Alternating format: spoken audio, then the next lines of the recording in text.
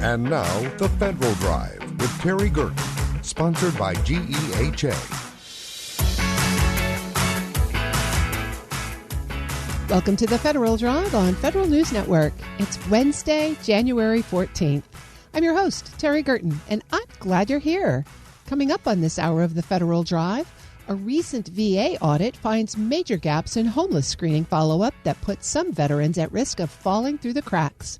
Plus, more than 100 former DOJ civil rights attorneys say the division meant to protect vulnerable communities is being dismantled.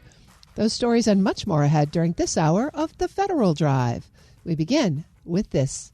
Clearer numbers on the federal workforce are coming into view. That's with the Office of Personnel Management's major update to one of its largest data assets, FedScope. The now renamed Federal Workforce Data website aims to deliver information faster and with more frequent updates. Here with more details is Federal News Network's Drew Friedman. Drew, great to have you this morning. Good to be with you, Terry. All right, tell us about this data project. FedScope was around for a long time, so how long has OPM been working on its replacement? Well, if we look back to a report from 10 years ago from the Government Accountability Office, they recommended at the time that OPM update FedScope and improve the availability of federal workforce data. Now, a decade later, of course, we're seeing that recommendation start to pay off from OPM. This is an effort that we know has been going on at least since the final couple years of the Biden administration. It's something that they talked about as a long-term goal to update FedScope and really just overhaul that entire data asset from OPM. We saw then over the summer last year, OPM under the Trump administration announced plans that it was going to very soon relaunch FedScope with more quick enhancements that they were looking at. So now we're seeing the result of this project, which has been at least a couple years in the making. It's a public-facing website where anyone can go in and filter workforce data based on geographic location, agency, education level, bargaining unit status. There's a ton of data here, and they're doing it in a way where it's a lot easier for someone who's not a data expert to use and to understand some of this information that, while was available on FedScope initially, is much easier to see now. With the rollout here at the beginning of 2026, is it capturing the recent changes in the federal workforce that happened across the year in 2025? Absolutely. This is one of the key updates that we've seen from OPM with this launch. If you were looking at the FedScope, the old FedScope website before this new update, you were seeing information from September of 2024, and then a few raw data sets from March of 2025.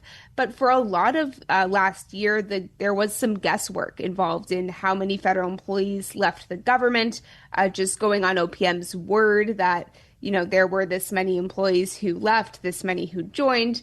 But now we're seeing information up to November of 2025. So capturing the better part of the year and seeing that really just confirmation of what we've known for a long time. The federal workforce lost over 320,000 employees over the course of the year, and accounting for some level of hiring as well. That means there's been a net decrease of 220,000 federal employees since President Trump took office.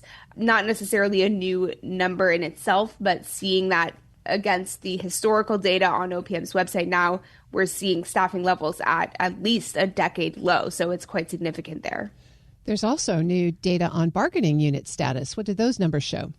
We've seen this change pretty significantly as well over the course of 2025. Of course, this comes back to President Trump's orders for most agencies to cancel their collective bargaining agreements. And that action has made a lot more federal employees ineligible to join a bargaining unit. So what we've seen with the new data platform is that union bargaining unit status dropped from about 56% to 38%, so an 18% decline over the course of 2025. And at the same time, there's been a 20% increase in ineligibility for a bargaining unit. So we're really seeing those numbers flip between those who can be in a union and those who cannot for the federal workforce. So again, this is just another way where we're seeing data to back up essentially what we've known for a long time, that these things have changed quite significantly during the first year of the Trump administration. One of the other topics that's certainly been a data question over the past year is who's eligible for telework and remote work. Does this new database have data on that, and what does it say? Not as much in the eligibility question, but there is data on telework and remote work hours. So what we're seeing there is a 75% drop in the number of hours that employees are performing either on telework or remote work. And that's, of course, due to President Trump's return to office orders in early 2025. Essentially, there is some question around the data on telework and remote work, and that's something that I believe we've talked about before as well, is that it's not captured by all agencies in the same way. Sometimes it can be inaccurate or incomplete data. There was, for example, a recent GAO report just a couple weeks ago on how telework and remote work at the Department of Defense, those records are incomplete. So, even though OPM has this data and it's pulling that data from different agencies, we may not be seeing the complete or completely accurate picture of what those work hours look like. But it's definitely trending in that direction of just dropping off pretty significantly again. Drew, it sounds like as you've looked at the numbers, they seem to reconcile with about what you'd expect. Does the data show anything about workforce composition and demographic data? There is some demographic data available, so we can look at the age of the federal workforce. That's, of course, been a question for a long time, is how do you get more early career employees into government when we know that there is an aging federal workforce? The median age, as OPM's data shows, is 47, and 13.5% of the entire federal workforce right now is eligible to retire, according to OPM's data. So those are trends that we have been hearing about for a long time, but just to really see that data, is a different way to look at it. However, that is one demographic that is available from OPM's data, but we know that there's also some that is missing. We don't see any data on this website relating to race or ethnicity of federal employees. That is something that we know OPM does collect from agencies, and it's something that is tracked.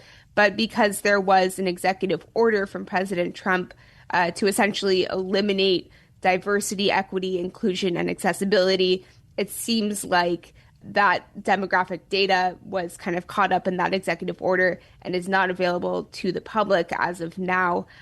So there is at least some missing information elements on OPM's website, but generally what they're trying to do here and what their press release says is they're trying to just add a lot more transparency, and they're going to try to update all of this on a monthly basis. So, Drew, that update feature is a new facet. Are there other things that you'll be looking for as this database matures?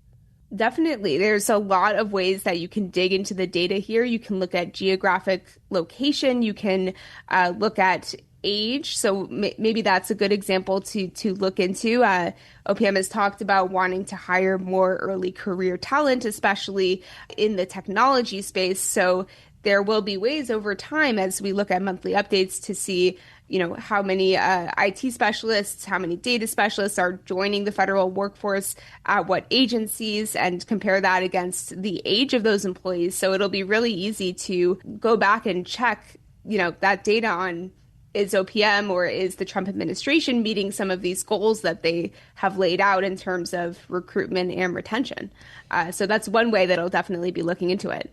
That's Federal News Network's Drew Friedman. Drew, thanks for scratching our data itch this morning. Thank you, Terry. You can find her story at federalnewsnetwork.com. Up next, more than 100 former DOJ civil rights attorneys say the division meant to protect vulnerable communities is being dismantled. This is the Federal Drive with Terry Gerton on Federal News Network.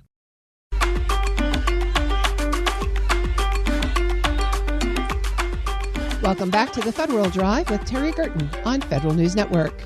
A December 9th letter signed by over 100 former Justice Department civil rights lawyers warns that the division is under attack, citing actions that undermine enforcement and erode judicial independence. Here to explain what's at stake and what it means for everyday Americans is Paul Kiesel, attorney and founder of Speak Up for Justice. Mr. Kiesel, it's great to have you back. It's great to be back. Thanks for having me again.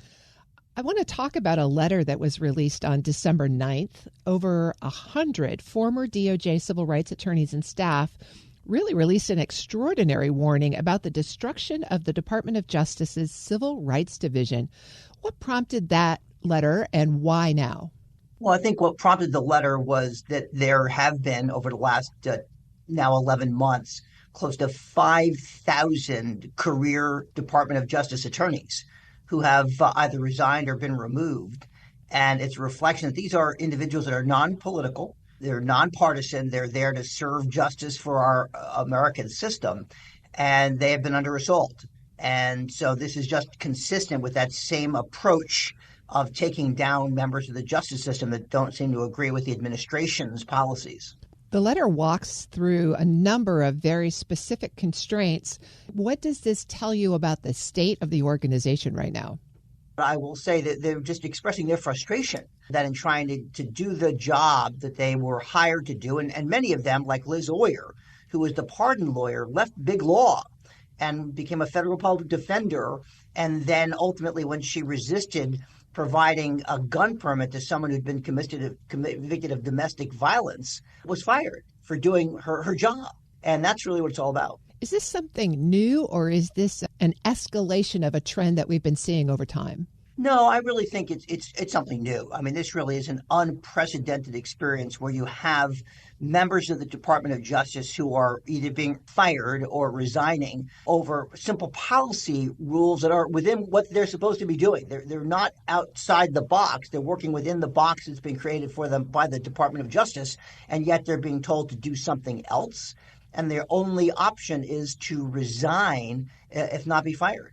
The loss of 5,000 people, what does that mean for the organization's, for the Department of Justice's ability to actually carry out its mission?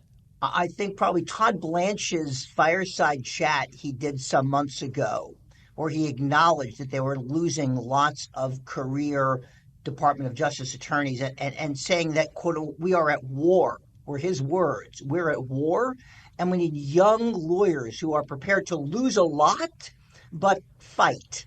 And I think the problem is we're losing institutional history. We're losing career prosecutors who were there for the right reasons. And so this is going to take years, if not well over a decade, to ultimately, hopefully, rebuild what was there in the first place. The letter focuses on the Civil Rights Division, but it also talks about a broader pattern of politicizing the Department of Justice. What does that really look like in practice? How do you see that playing out? Well, in practice, I think what's happening is that people are being told that what they need to do in order to follow the dictates of the Trump administration is X, Y, and Z. And in order to be loyal to the president of the United States, they need to engage in certain acts that are politicizing, but by suggesting that they are Trump's attorney.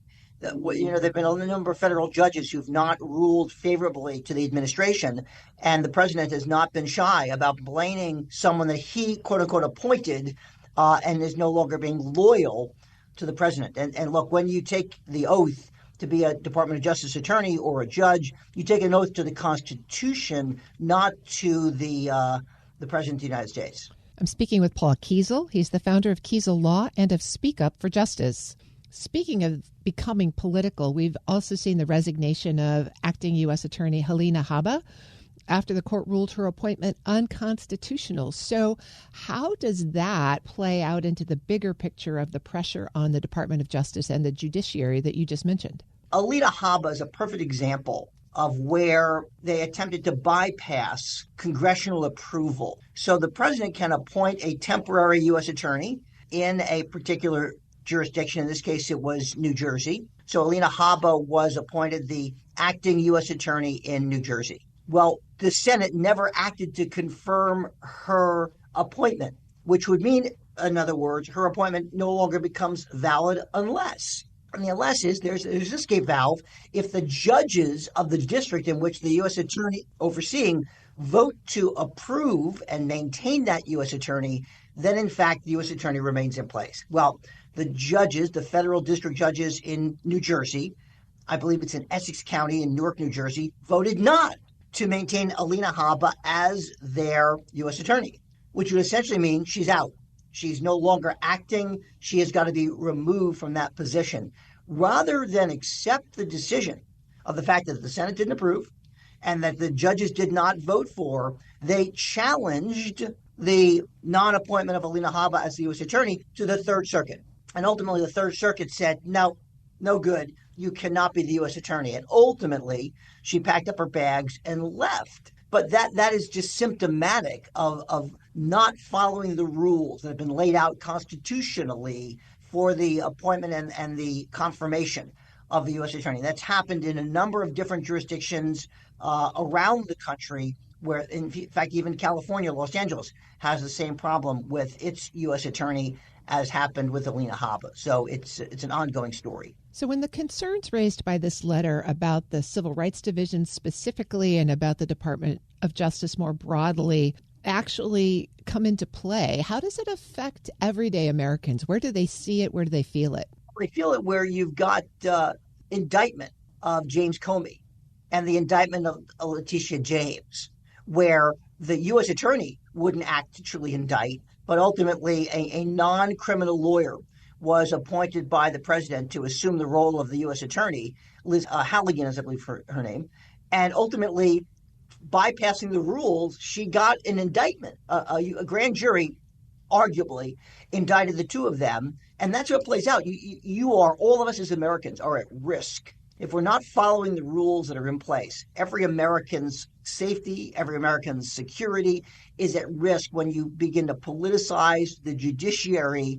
You lose the guardrails that the framers of the Constitution put in place in the first instance. And those guardrails are not just being removed with a crowbar, they're being run over by a tank. The Speak Up for Justice Forum that you had a bipartisan panel last month of former U.S. attorneys that tackled some of these issues. What did you hear in that panel?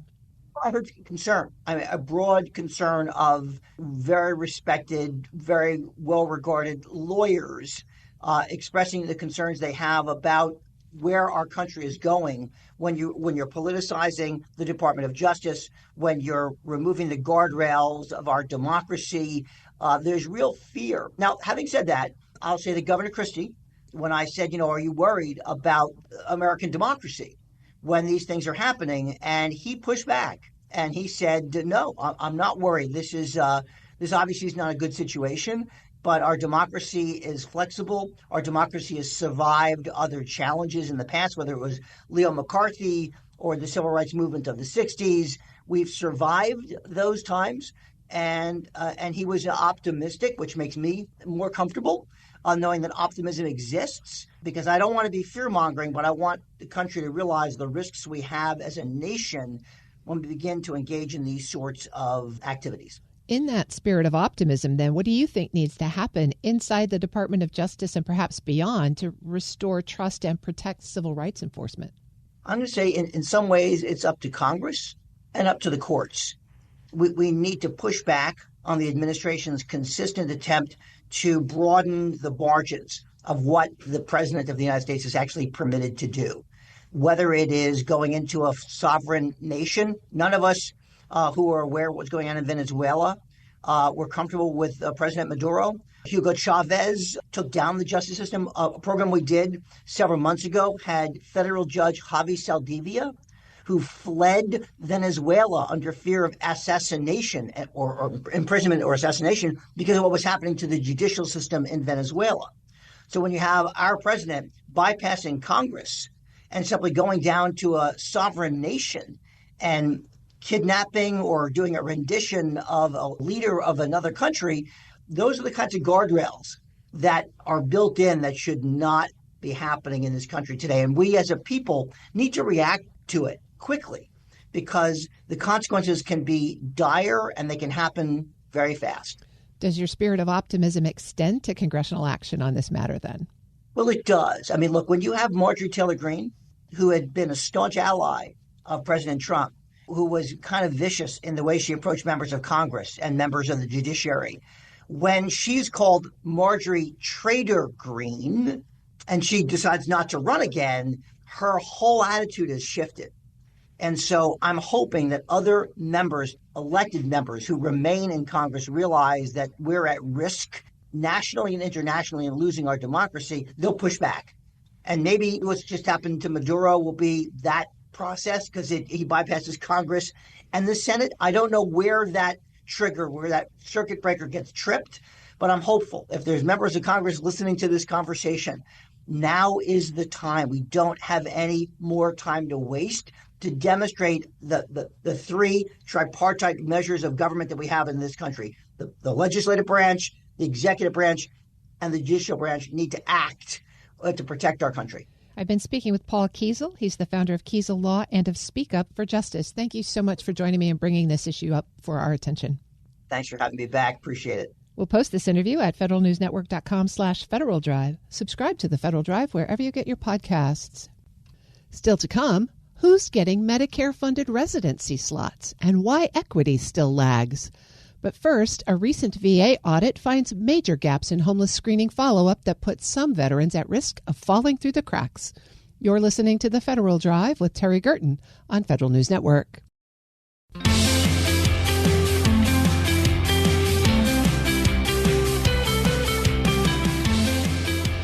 Welcome back to the Federal Drive with Terry Gerton on Federal News Network. A new VA Inspector General audit shows 61% of veterans flagged for homelessness at VISTA sites didn't get proper follow-up, exposing systemic weakness in the referral process. Here to explain what went wrong, the risks for veterans, and how the VA can fix it is Steve Bracci, a Deputy Assistant Inspector General for the Office of Audits and Evaluations at VA's Office of the Inspector General. Mr. Bracci, thank you for joining me today. Thanks, Terry. I look forward to speaking with you. Your office has recently published the results of your audit on the homeless screening clinical reminder process in the Veterans Health Administration. Let's start by having you explain what that process is and how it's supposed to work and what difference it makes for veterans who are perhaps experiencing housing instability. Okay. First, I do want to acknowledge that VA has prioritized ending veteran homelessness. There are several programs to help veterans who are homeless or at risk of becoming homeless. The homeless screening clinical reminder process really is an outreach effort. During healthcare visits, the screening tool, which is a series of questions, is used as a proactive way for VA to identify and help veterans who are either homeless or concerned about their housing stability.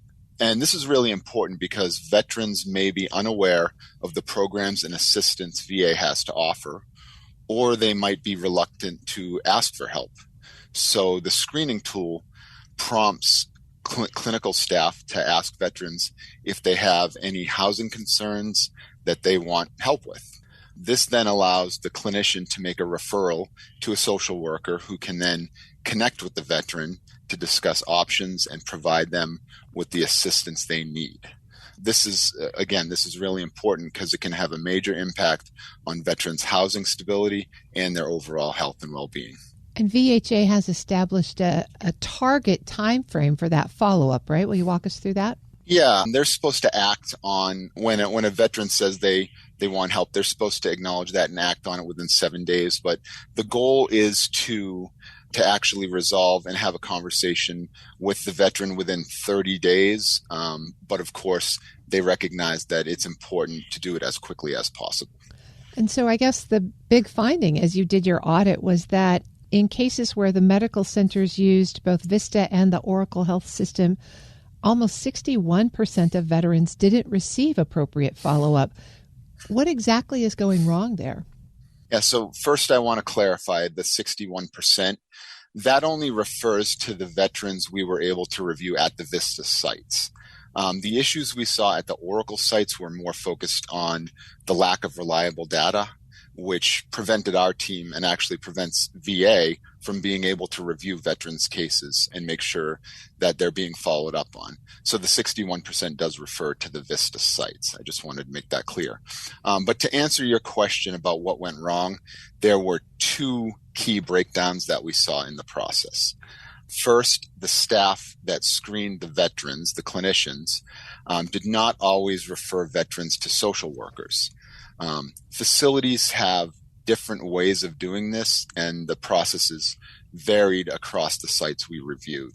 For example, some facilities do a formal referral through the electronic health record using the consult process, while others use more informal methods like sending an instant message to social workers. That's an example. But we did find instances where these referrals just weren't made. And as a result, no one reached out to the veterans to provide them with the assistance they needed. So that was the first part. The second part is the staff who received the referrals didn't always follow their local procedures for conducting outreach with respect to how they tried to reach the veterans or how many attempts they made to reach the veterans. The intent of a follow-up is for social workers to have an actual interaction with the veteran and to have a conversation, identify their needs, and then they can provide the appropriate intervention. But we found instances where there was no interaction at all, and it was just a letter was sent or an email. So there was no way to ensure that the veterans' needs were actually being met. Homeless veterans can be amongst some of the toughest folks to actually contact. They may not have a reliable mailing address. They may not have a predictable phone number. What are the contact mechanisms that the referral team is supposed to use to reach them? I mean, whatever method possible. They try to reach them using a telephone number. They try email. They try text messages. I think, that's not something we really touched on too much in our report, but it does show the importance of trying multiple times to reach a veteran before closing out that referral. I'm speaking with Steve Bracci. He is a Deputy Assistant Inspector General for the Office of Audits and Evaluations at the Department of Veterans Affairs. So you mentioned the 61% with VISTA cases, but you also said with the Oracle Health System, they have unreliable data. I'm interested. It seems like two different IT systems, but I'm presuming they have sort of the same SOPs across the network, regardless of what IT system they're using. What makes the difference in terms of reliable follow-up reports, root causes? Yeah, I think it's just a matter of how reliable that follow-up report is.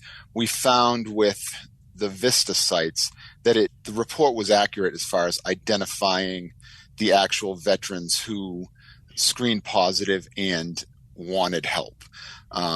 It was the actual follow-up part of that was missing, whether or not the veteran had actually been reached and whether or not the follow-up had been completed. So that was the piece that was missing with the VISTA sites.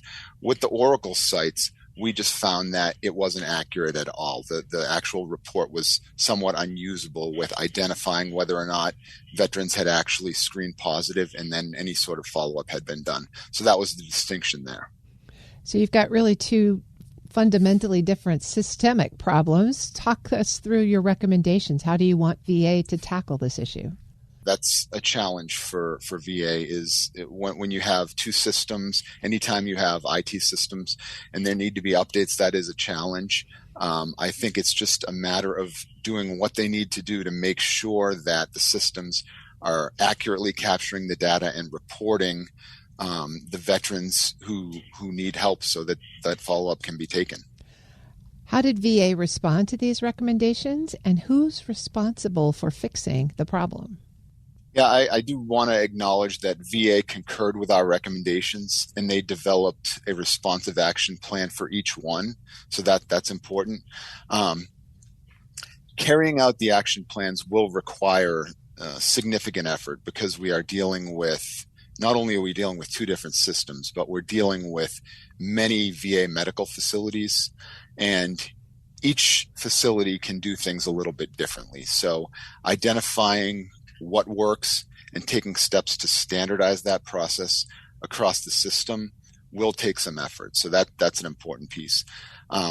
Like I said, the recommendation about ensuring reliable reports could require additional coordination because we are dealing with VISTA sites and Oracle sites, and it will require significant communication and collaboration across program offices and VA stakeholders to get the reports where they need to be. So ultimately responsible, I mean, the VA secretary is ultimately responsible for everything within VA, but you have many different program offices that are relevant in this case, and you have many different VA leaders also.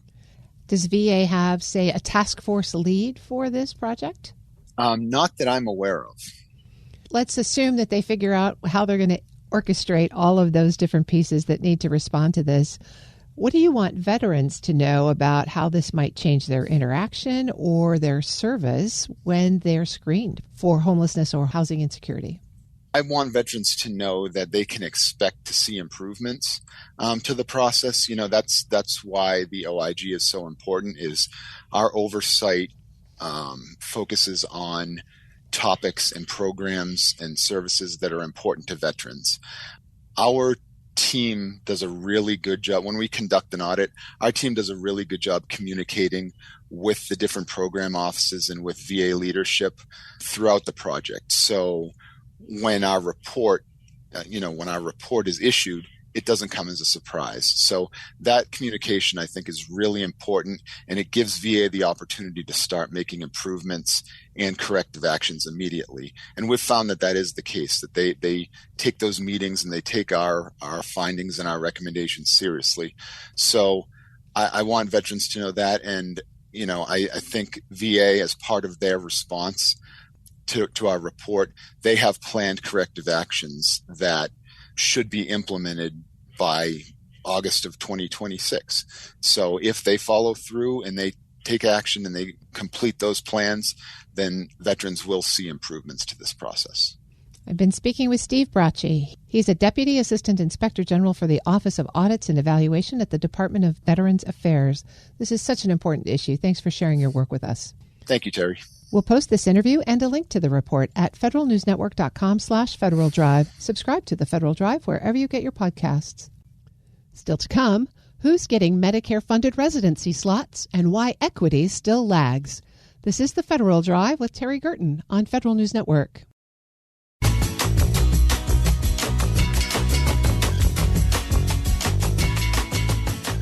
Welcome back to the Federal Drive with Terry Gerton on Federal News Network. GAO reviewed CMS's distribution of 1,000 new Medicare-funded residency positions and found urban hospitals dominating while rural facilities face steep barriers. Here to explain what's behind the pattern and what changes could help balance geography and specialties before the program ends is Leslie Gordon, Director for Medicare at GAO. Ms. Gordon, it's great to have you on the show. Thanks so much. I'm pleased to be here. I suspect that most people don't know that Medicare funds graduate medical education. This is a topic you've looked into quite a bit at GAO. Give us an overview of this situation first. So Medicare is the biggest funder of graduate medical education. There are a number of federal programs that fund graduate medical education, but Medicare is the primary funder, funding about $22 billion in 2023. We've been looking at it over a course of years because that's a chunk of change to look at and understand if it's being effective. And over the course of our work in 2017, 2018, we've noticed that there's a misalignment, there's an unevenness in how medical residency is distributed across the country and where those graduate medical education dollars go. How's it supposed to work? Well, the impetus behind funding for graduate medical education is to ensure we have a well-trained workforce. And indeed, it should be distributed across the country so that people have access to services. And Medicare cares about having trained providers to care for all the Medicare beneficiaries across the country.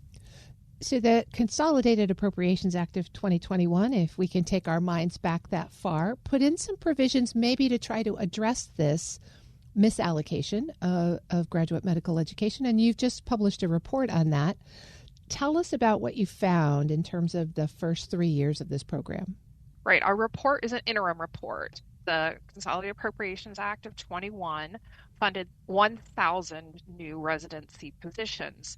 That's in a framework of over 163,000 medical residents. So it's not a lot of positions, but it's designed to alleviate situations where hospitals would like to expand or smaller hospitals would like to open new medical residency programs and to direct some attention to underserved communities. And as you looked at the distribution of those 1,000 positions, what did you find? We found that awarded hospitals were very similar to those that applied who were not awarded. So we did a comparison to look, were there any biases in how these positions were being distributed when CMS was distributing them, or did they follow the rules and the categories set out in the CAA? And generally, the awardees and those that were not awarded were similar in nature. There was an effort and impetus to focus on underserved areas, particularly rural areas, as we noted earlier. And while there wasn't a redistribution of a majority of positions going to rural areas, there was an emphasis and a success in funding the rural hospitals that applied. 10 rural hospitals applied, 9 were awarded. That's different from the about 50% of urban hospitals that applied that were awarded. So it sounds like this really didn't get to the crux of putting more residents in urban hospitals. It didn't put more residents necessarily in urban hospitals. I mean, it put more residents everywhere. Well, let me say that. It emphasized and allowed for more residency positions and programs in rural and underserved areas. But with a small portion of residencies that were being awarded, it's a big pile to redistribute and only have 1,000 pieces with which to do that. I'm speaking with Leslie Gordon. She's director for Medicare at GAO.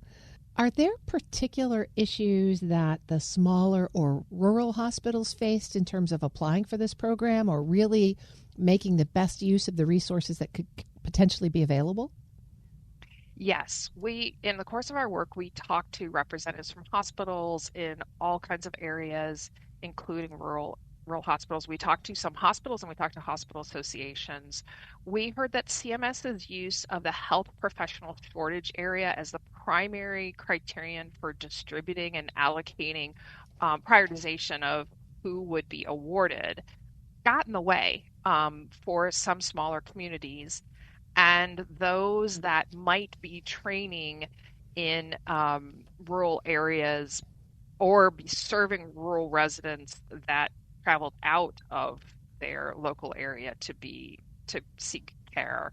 The way in which it didn't quite land for rural areas is that the HPSA score is based on a population to provider ratio. And if you add one new doctor to a population of 1,000 people, that can really change the score a lot, as opposed to adding one new doctor to a population of 200,000 people. That way, it wasn't quite aligned with the goal of focusing in on rural areas. And so are there changes that CMS could make to this distribution model in the last couple of years of this program to help address those shortcomings? We provided this feedback and other feedback to CMS as a part of the course of our work. They have 2 more rounds to distribute. And one of the things we also learned about is that hospitals needed other funding to make good use of these additional spots, these additional residency spots. And so I think being more aware of upfront costs, the need to maintain accreditation, and some of the challenges that we highlight in our report will help CMS, perhaps, and those who apply. If CMS does adjust the criteria or support, are there metrics that they should track to make sure that the changes are working? CMS is tracking the metrics that were set out in the Consolidated Appropriations Act, and we will be looking at and reporting again in 2027. So when you think about this over the next couple of years, are there things that Congress or educators or other folks should watch to gauge whether or not these new slots are meeting workforce goals? Are they helping advance the accreditation or the certification of young medical students? I think the experience of awarding these positions helps highlight that it's not just funding that will solve the problem. in terms of distribution of medical residency. There's a support infrastructure that needs to be there in terms of staffing, in terms of equipment, in terms of considering the types of experiences that medical residents need to have to be fully trained. So we cover all these things in our report, and I think that on this experience with the allocation of the 1,000 positions helps highlight all of the infrastructure that's needed to support medical residency training. Are there companion programs designed to address those infrastructure shortcomings? The federal government actually has 72 programs. Yes, there's a lot of programs, and there are 72 healthcare workforce programs, and we have open recommendations from our prior work that HHS needs to examine the gaps in the workforce and take action to address those gaps and needs to communicate around them. We have other open recommendations that they don't have the information necessary to identify and evaluate the cost effectiveness of those 72 programs. So we do have open work, not directly related to this report, but we have open recommendations that focus in on the need to have better information and truly evaluate the effectiveness of all of the workforce programs in a comprehensive way. And do you have a sense that CMS and HHS are taking on that task to sort of harmonize all of these programs so that they make sense and they are optimized for best outcomes? They are making progress on our recommendations, and we will continue to follow up to see how they progress. Much progress has been made. Much remains to be done. There's much that needs to be done, yes. I've been speaking with Leslie Gordon. She's the director for Medicare at GAO. Leslie, thanks so much for sharing this report with us. It's been my pleasure. We'll post this interview and a link to the report at federalnewsnetwork.com/Federal Drive. Listen to the Federal Drive on your schedule. Subscribe wherever you get your podcasts. Lawmakers on Capitol Hill are getting closer to reaching a comprehensive spending package for the rest of fiscal 2026. In the latest step, House and Senate appropriations reached a deal on a new set of spending bills covering financial services, foreign affairs, and national security. The spending plan spares the IRS and the State Department for major cuts and calls on speeding up the disposal of excess federal real estate. Federal News Network's Jory Heckman joins me with more. Jory, great to have you. Hey, Terry. Great to be here. This has coverage of your favorite agency, the IRS. What does the spending bill say specifically about them? What this spending bill means for the IRS is modest spending cuts, but cuts that are not nearly of the magnitude that the Trump administration and House Republicans had previously proposed. We're looking at about a 9% cut from current spending levels. The Trump administration, in its proposal for this fiscal year, it suggested that the IRS should get a 20% spending cut. And so we're seeing, something that's less than half of what the Trump administration ultimately proposed here. The IRS, of course, is dealing with a lot of belt tightening. It saw about a quarter of its workforce leave last year, and it's getting ready for this year's filing season. So, of course, financial resources is also another piece of the puzzle of terms of overall readiness of is it able to meet its obligations on a day-to-day basis.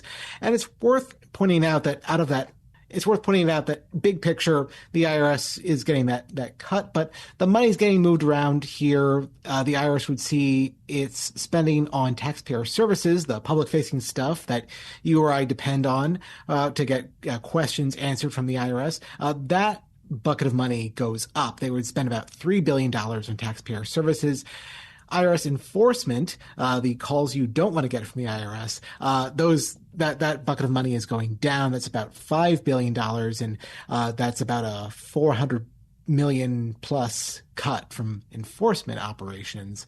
So that's how it's looking at the IRS. And it's worth pointing out here that Democrats on the appropriations committees pointed out that the spending bill doesn't have any of the poison pill provisions that they were pushing back against. And among them was a provision that would prevent the IRS from ever rolling out its own free online filing system, akin to direct file, but that's a glass half full, glass half empty situation because, of course, the IRS is not running its direct file program anymore. That's the platform that it's been running for about 2 years now, but at this point, the IRS is pulling the plug on that. So with a 9% overall funding cut, but a 25% workforce reduction, does that mean we can expect the IRS to be hiring? Well, they have been doing that in recent months. There has been a real push for the IRS to fill positions for manning those call centers, having people around to answer taxpayer calls. In the Trump administration's FY26 budget proposal, they said that they would need to hire about 11,000 call center reps just to maintain the current level of phone support. And if they weren't able to make those kinds of hires, that the level of phone service, the number of calls that people can actually get through to a human IRS employee, that would dramatically drop here. And so we've seen fits and starts of the IRS being able to hire some of these people, but not at the numbers that we've seen and that the IRS itself said are needed to maintain its current level of phone support. Well, beyond the IRS, this also has coverage of GSA. One of the topics, again, that we've talked quite a bit about is excess federal office space. What kind of provisions are in the spending bill regarding that? Yeah, so lawmakers are unanimous here on both parties that there's got to be more done from GSA to offload the real estate. It no longer wants to maintain and is just in excess. So there's just not enough federal employees working in these offices, that there's opportunities to co-locate agencies, to consolidate people within one building as opposed to 2 or 3 or 4. And so what this proposes is giving GSA access to nearly $10 billion from the Federal Buildings Fund. What that fund is it's just a collection of all the rent checks GSA gets throughout the year from tenant agencies who are occupying space in GSA-owned buildings. And this would go toward new construction in some regards. In some regards, it would go toward rehabilitating the space that GSA already owns. It's facing a multi-billion-dollar backlog in keeping its federally owned buildings in good working order. And, federal employees are quick to document that. That can mean burst pipes at the FBI building, the Hoover building that they are vacating. It can mean situations where federal employees are working in less than ideal situations. And so lawmakers understand you got to spend a little money to save money in the long run. And so they are trying to rehabilitate these buildings and find more opportunities to make good use of the space that GSA wants to own for the long term. Well, that sounds like a bit of good news, at least. What about the tech side of GSA? Yeah, GSA, of course, does a lot of things besides real estate, and it's a government-wide player in the IT space, plays a supporting role for other agencies. And there's a couple of call-outs here that are notable. Lawmakers are asking GSA to make .gov websites more accessible. This has been a perennial issue. I think the last time I looked at the data back in 2024, about half of federal websites have at least one issue in terms of 508 compliance under the Rehabilitation Act. These are websites that have issues making it harder for people with disabilities, a whole range of disabilities, from fully accessing the information that are on those websites. So that's one call to action here. And there's money attached to that, fairly modest appropriations of $1.4 million to do that. One other call out GSA has here where there's no money attached is supporting the rollout of AI tools government-wide to enable faster delivery of benefits and services. We can think of a couple of agencies where that has been a persistent call to action. Social Security is one where the leadership there has been saying that AI needs to be a part of them delivering benefits better, faster, cheaper. So GSA is going to be leading that charge government-wide. And Jory, the third agency that's covered under this set of bills is the State Department, and they've also been a topic of discussion over the past year. Major workforce reductions, real changes in organization. What sort of funding levels will they be getting if these bills pass? Yeah, so and this is a case where it's interesting what's not happening here. The State Department is not getting a major cut to its spending. It's getting a rounding error budget cut. Basically, a flat budget is the best way to look at it for its operations. And this is all despite the fact that the State Department went through a major reorganization last summer. It laid off about 1,300 employees, and it consolidated and eliminated hundreds of offices as a result of that reorganization, still getting roughly the same amount of money to do everything that it's supposed to do. One notable thing here is that there are some independent agencies that are related to the State Department and the federal government's Foreign Service mission, agencies that have been called on to be cut to the bone, basically. The Millennium Challenge Corporation, for one, the U.S. Agency for Global Media, which includes Voice of America. These were agencies that were targeted by the Trump administration for basically elimination. Congress says, no, we should continue to fund these programs, and there are regular appropriations for those agencies to continue operating. So this is Congress stepping in and saying, actually, we think these programs are important. We think they should remain, and pushing back, in essence, against the executive branch, saying that they shouldn't be a going concern. Well, that will be an interesting discussion to watch as the year rolls out. But if we zoom out a little bit, how much work does Congress have still to do before the current continuing resolution runs out at the end of this month?